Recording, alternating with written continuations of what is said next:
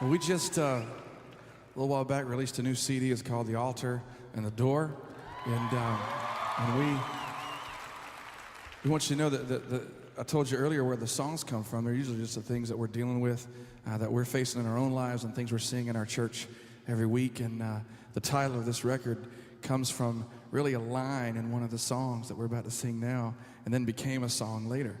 But the altar and the door is the struggle that we all kind of feel, maybe we just don't talk about so much. We've already talked about the fact that we all go to some pretty cool churches, right? So Sunday mornings are, if you're like me, it's a highlight of my week. Man, that's my altar moment, right? And what I'm finding is, man, when I'm at the altar, this is kind of an altar moment, you know what I'm saying? So when we're all together like this, life just seems to work better, you know? Things just seem to be so much smoother. We're all on the same page. Everything just seems kind of black and white. It's like life is just beautiful here. You know, I know the things I need to stay away from. I know the things I need to move towards. I'm bold at the altar. You should see how bold I am at church. I rock. Man, I know how I'm going to react tomorrow if something doesn't go my way. It's just all so clear. But man, somewhere between the altar and the door, poof. Man, I get out there and life just gets crazy. You know, my boldness doesn't seem as bold as it did. The black and white, suddenly there's this big strip of gray painted right through the middle of it. And the way that I was going to react that I told you about didn't quite work out like that. You know, and you get out there and you're like, what is going on with me? And God started showing me a while back what it is for me. And here it is. I think a lot of times when we're at the altar, we're enjoying other people's walk with Jesus. Let me say what I mean. Pastor Tim, Sunday morning, man, and this is Georgia I'm talking about. So in Georgia, we call it shucking the corn. You know what I'm saying? Man, he is just laying it down, and there's truth in what he says. He's got knowledge of the word. He knows who the book was written to, and who it was from, and what the church was going through at the time. And this, you know, there's so much wisdom in him that I am just soaking this stuff up.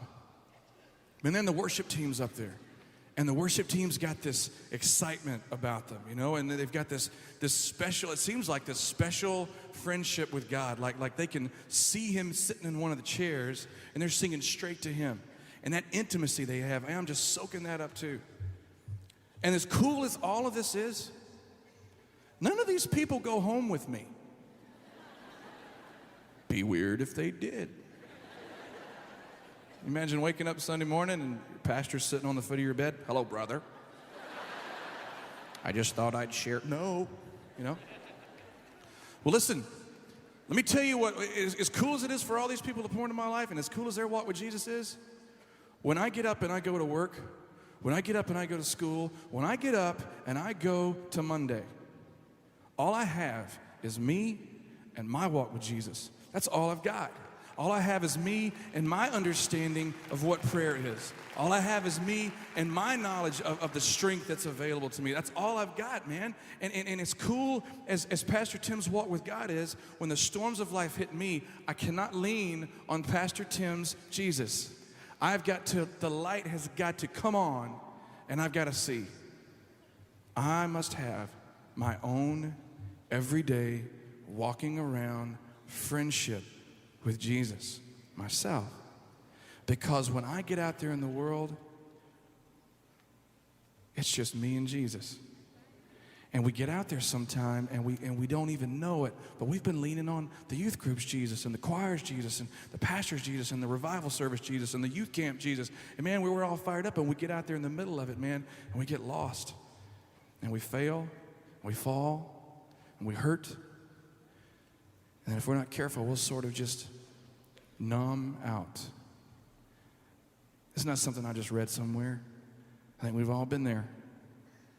I was loving some teenagers through this, and I wrote this song for them. It's called Somewhere in the Middle.